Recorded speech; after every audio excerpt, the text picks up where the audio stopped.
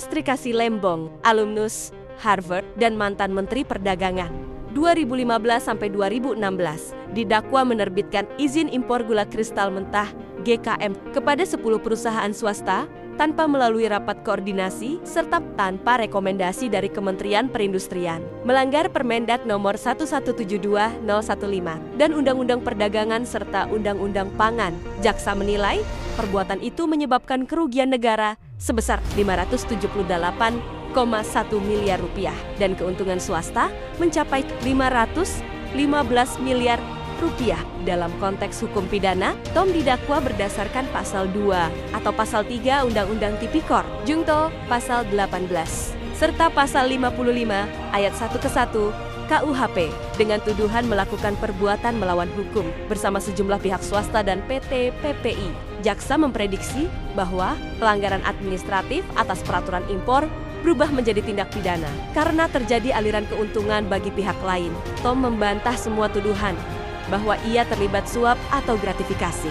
Dalam pledoinya, ia menyatakan tidak terbukti adanya niat jahat mensrea dan audit BPKP juga tak menemukan keuntungan atau aliran dana yang mengarah ke dirinya. Namun, majelis hakim tetap menyatakan ia bersalah karena prosedur tidak diikuti. Menurut hakim, ketidakpatuhan administratif bisa masuk kategori korupsi jika mengakibatkan kerugian negara. Dalam hukum pidana Indonesia, pasal 2 dan 3 Undang-Undang Tipikor mensyaratkan unsur mens rea atau kesengajaan sebagai elemen subjektif delik tanpa bukti niat jahat. Dakwaan korupsi menjadi lemah secara hukum. Menurut pakar hukum Trisakti, Albert Aries, vonis terhadap Tom bertentangan dengan prinsip bahwa hanya tindakan yang disengaja yang dapat dipidana, kecuali undang-undang eksplisit menyebut kealpaan dapat dipidanakan.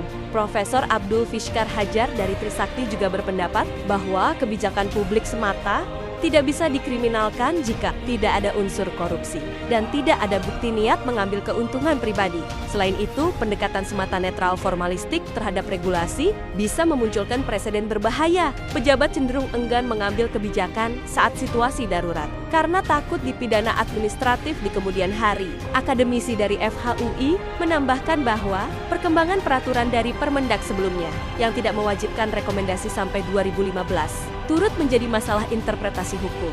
Karena sebelum Permendak 117 diberlakukan pada Januari tahun 2016, tidak ada kewajiban rekomendasi dari Kemenperin, sehingga kebijakan Tom justru masuk dalam zona abu-abu regulasi yang sah pada masa transisi. Analisis hukum dari FHUI menunjukkan bahwa kurangnya transparansi dalam penetapan tersangka dan masa penyidikan menimbulkan keraguan terhadap objektivitas proses hukum. Apakah ini penegakan hukum atau kriminalisasi yang bermotif politik? Fakta bahwa Tom adalah tokoh yang pernah kritis terhadap kebijakan pemerintah dan menonjol sebagai pendukung oposisi menambah sorotan bahwa kasus ini bisa jadi dipicu oleh motif politik. Sebelumnya, pejabat-pejabat dari era setelah Tom yang juga melakukan kebijakan serupa tidak pernah dipanggil atau dijadikan tersangka, meski masa jabatan mereka termasuk dalam periode yang sama, hingga 2023. Hal ini menciptakan kesan selektivitas dalam penegakan hukum, yang secara akademik disebut selective enforcement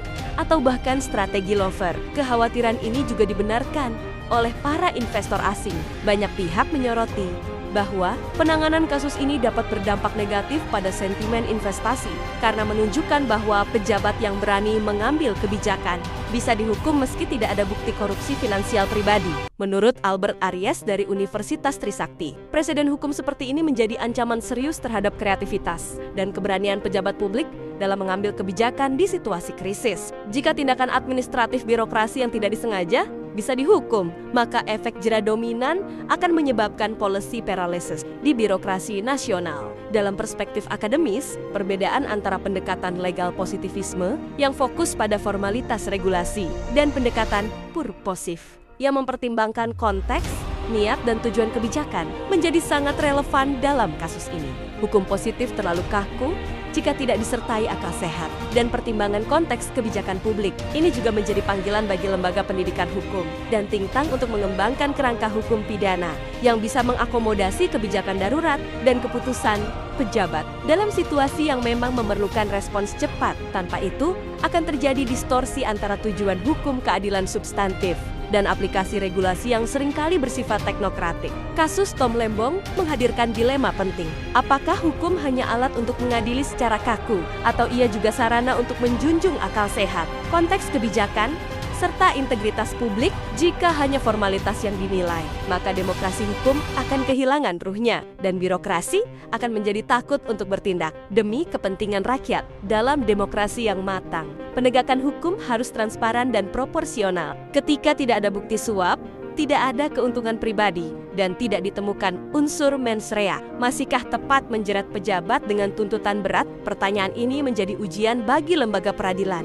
advokasi hukum, dan kesadaran sipil kita bersama. Sebagai penonton dan warga negara, kita dapat berkontribusi dengan menuntut transparansi, mendukung literasi hukum publik, dan memperkuat suara kritis berbasis data. Apakah Tom Lembong benar bersalah? Itu ranah hukum. Tapi apakah kita semua kehilangan akal sehat saat hukum berkuasa? Itu ranah moral dan demokrasi.